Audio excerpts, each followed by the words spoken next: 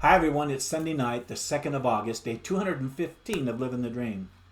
And here's my power statement I wrote down last night. I'll continue to make Zoom video recordings of me trying to do the things that my beginner entrepreneurs are probably going to face themselves. And so I'm going to show them how I failed, how I fixed it, and how I moved on. Well, today is Sunday, and I basically forgot that last night when I did this power statement. So I'm going to move this power statement from today's power statement and onto Monday for it to be tomorrow's power statement. And for today, here's my power statement. Today is Sunday, and so it's my day to sharpen the saw. And so that's what I'm going to do all day today. Sharpen my saw. Well, I did my win the morning, win the day routine, and I read some more, and I watched a couple of videos and listened to some lovely, relaxing choir singing, some wonderful songs this morning, and I did some studying with Kathleen. But before I get too far into my to-dos here, let me show you my to-do list right here. There's 3 highlighted ones, and my account, whatever. Very short, very simple. Bam, got it done. My number one most important task today was to put aside doing any of the normal tasks that I normally do during my weekly efforts, such as doing my Zoom videos and working on the website and that kind of thing. And I just sharpened my saw. My fun task today was to do a little studying with my wife, Kathleen. Kathleen and I like to watch a video and read together about it and then talk about it with each other and to get each other's thoughts and feelings on it, especially if the video is a Jody Moore video. There are other topics that we love studying together as well. It makes for a really nice, relaxing Sunday. Well, my exciting task for today was to watch a few more YouTube videos on the mind again. I found a series that I'm really loving, and so I try to get a few of those in on Sunday.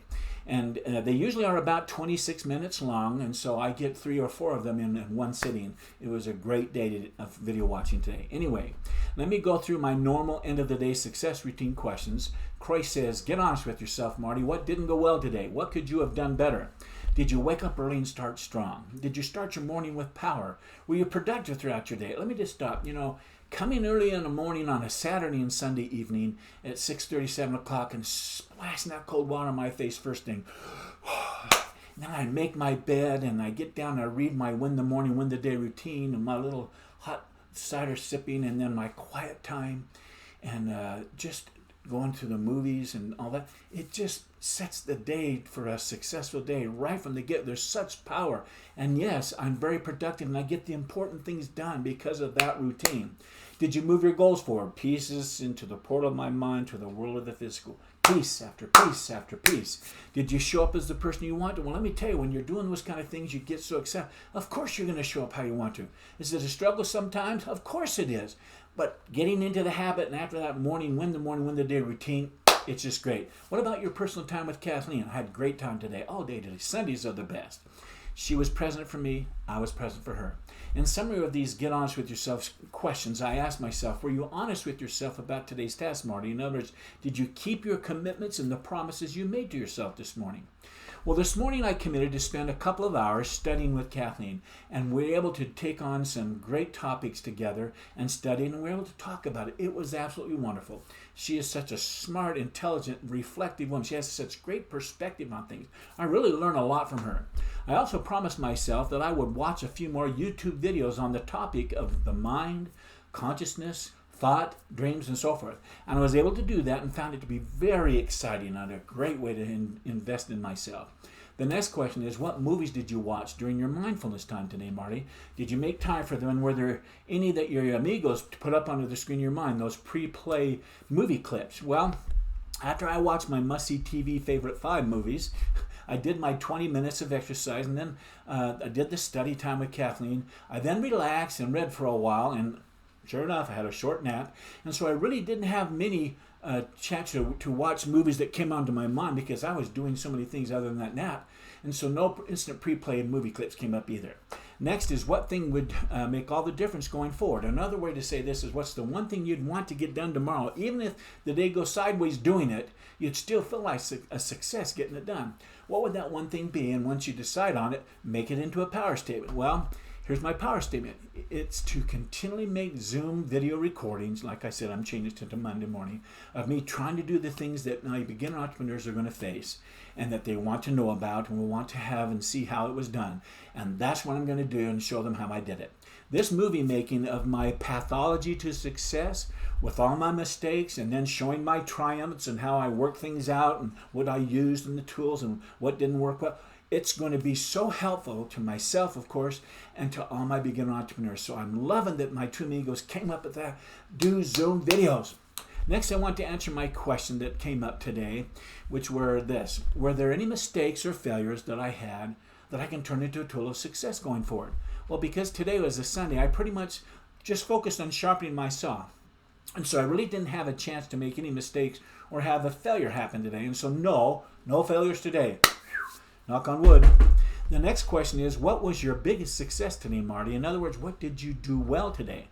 Well, my biggest success today was that I was able to move my intellectual goal forward and get pieces into the portal of my mind to the world of the physical by watching those YouTube videos. And I was able to get so much done in my reading on this subject as well. It's so exciting. The fact is, I finished my number one most important task for today, which was to sharpen my saw, and I enjoyed the day because of it. I finished my fun task, which was to study with Kathleen. Both of those tasks were absolutely enjoyable. And on top of that, I was able to do my most exciting task, which was to read and study up on my intellectual goal about the mind and those kind of things. And that's what I did. It was a great day.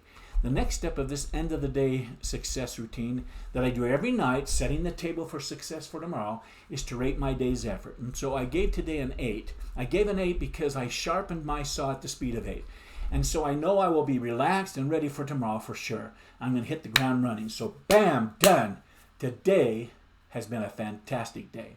Okay, I want to end the day strong. Here's what I'm grateful for today. I'm grateful for the principle that says each of us are the possessor of a great and wonderful power. This power, when properly applied, will bring confidence instead of timidity, calmness instead of confusion, poise instead of restlessness, and peace of mind in place of heartache. Millions of people every day complain about their lot.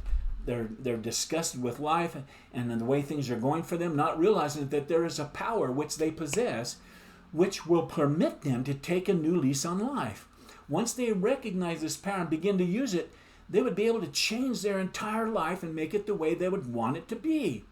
A life that is filled with sorrow can be a life filled with joy. Failure can be turned into success with this power. Where poverty once gripped an individual's life, it can be changed to prosperity with this power. Timidity can be turned into confidence. A life of disappointment can become a life of interesting experiences and pleasant associations. Fear can even be changed into freedom. As life goes on, a person may have had a number of reverses. He or she may have run into a series of difficulties. He or she may even have had a number of various troubles to contend with.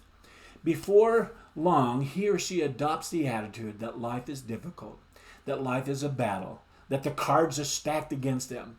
So what's the use? You can't win. I'm just going to give up. Well, let me tell you, all this time, the individual fails to discover this great power that will change their life and could change their life. They don't recognize it. They don't even know it exists. They see millions of others struggling the way that they're struggling, and they decide that this is just the way life is. The fact is, though, we all possess this potent power, this potent force that we either use or misuse hundreds of times every day. The secret to this learning how to use this incredible power of force to change our lives, that's what I'm going to mention now. I already talked about the fact that every action we take has its origin as a thought in our mind, and that the sum of our actions produce the person that we are right now.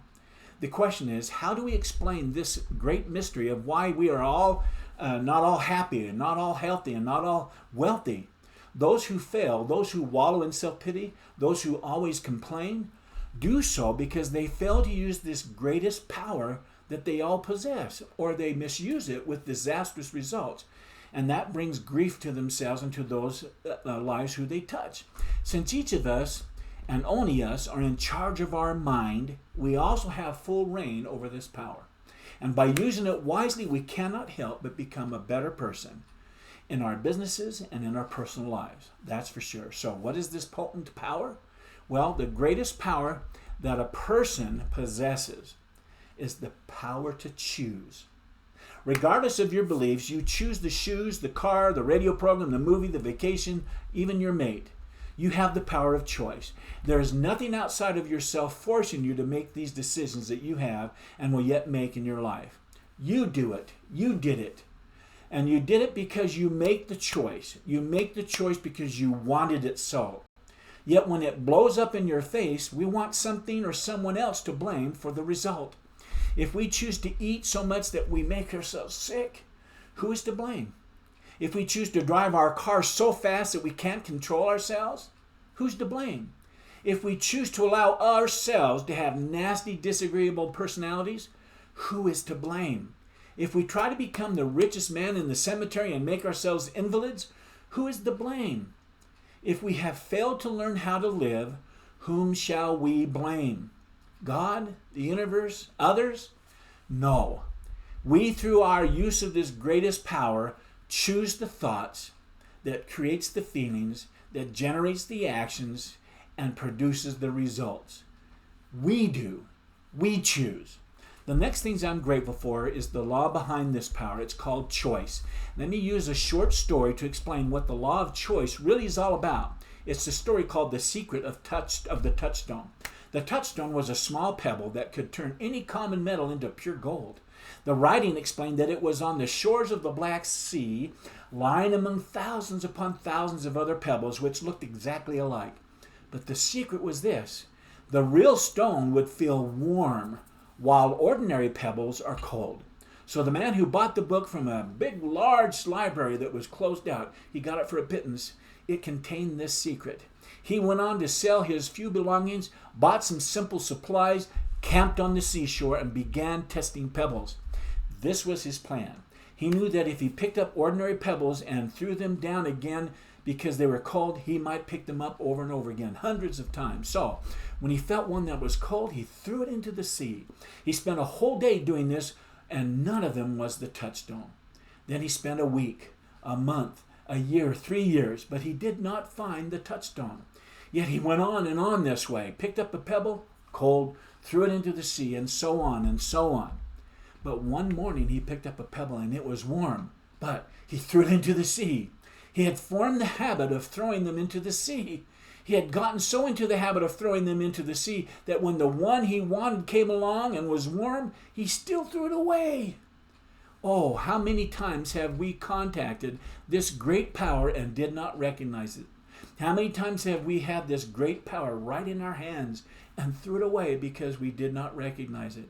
How often have we seen it before our very eyes? How many times have we seen this great power demonstrated right before our eyes, yet we did not see its possibilities with all its wonderful effects? We've formed the habit of thinking we'll never succeed, and so we throw opportunity after opportunity away out of sheer habit. When we stop and consider the opportunity and then use this power to choose correctly, that's how we get on the path of living the dream. Next, I'm grateful for Napoleon Hill, who said, "What the mind can conceive and believe it can achieve." But let me add this one caveat. Believing that there's a car in the garage does not make it drive by itself. You have to decide and you have to choose to get into the car and drive it. The same is true of conceiving and believing something. You still have to choose to act on it. Choice and action are one and the same in my mind. Like I said in last night's video journal, the fruits of effort such as thoughts manifested, thoughts completed, thoughts accomplished, visions realized, all come forth because we choose to act. We choose to put forth the effort. This too is part of defining living the dream. So, bam! One more day of my journey to business alignment and living the dream under the bridge. It's a now under the bridge. I'll be right back here tomorrow night doing this same thing, sharing my feelings and my thoughts and being accountable, sitting right here at my computer. Another day in the life of Coach B. But until then, I wish you continued success. Good night.